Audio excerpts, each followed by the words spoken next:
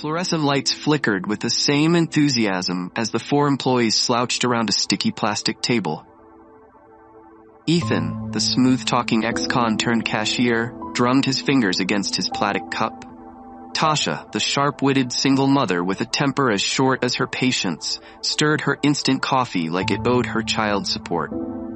Mike, an overgrown class clown stuck in a stockroom job, leaned back with a smirk, while Ray, the brooding ex-military security guard, tapped his pen against his parole papers.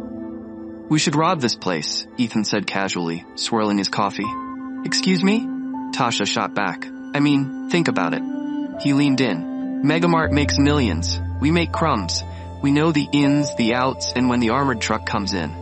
Mike whistled. "Damn, it's like Ocean's 4 but with minimum wage." Ray exhaled. "I'm on parole. Last thing I need is more time in a cell." "Which is why you'd be perfect to plan it," Ethan countered.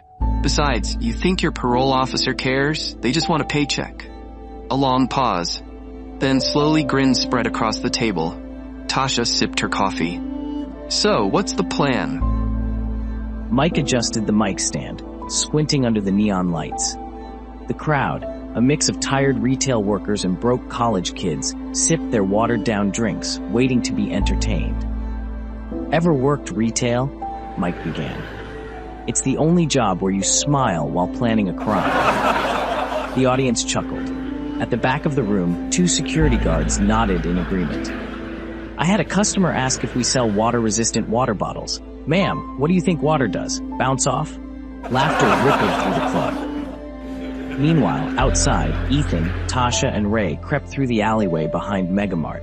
Ethan picked the lock with practiced ease, while Tasha kept a lookout. Back on stage, Mike checked his watch. "Stall for 1 more minute.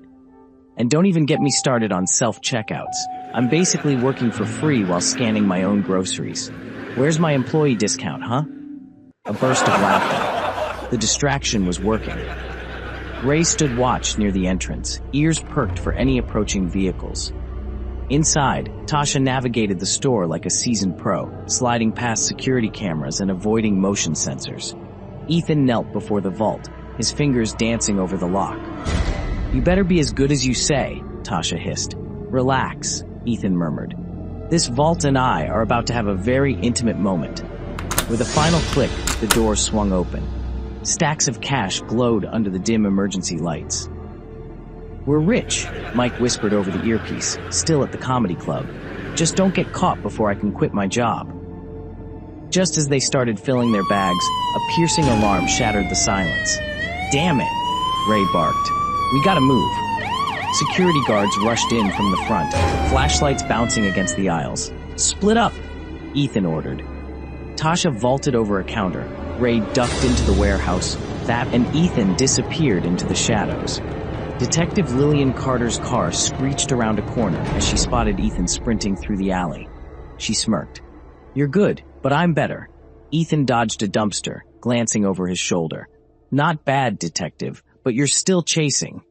Lillian accelerated. "Keep running. You'll just be tired in cuffs." He dashed into a rundown cafe, weaving through tables. Lillian followed, skidding to a stop. Ethan stood near the counter, breathless but grinning. "Coffee first?" he asked, nodding toward the barista. Lillian folded her arms. "You're cocky. You're intrigued." He leaned in. "Ever been on the wrong side of a good time?" Lillian arched an eyebrow. "I arrest guys like you."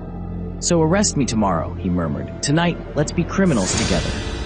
The sirens outside wailed. Lillian hesitated. Then, slowly, a smirk curled her lips. "Get in the car, convict." Mike laughed from the passenger seat. "So let me get this straight. You seduced the cop?" Ethan smirked, arm draped around Lillian in the back seat.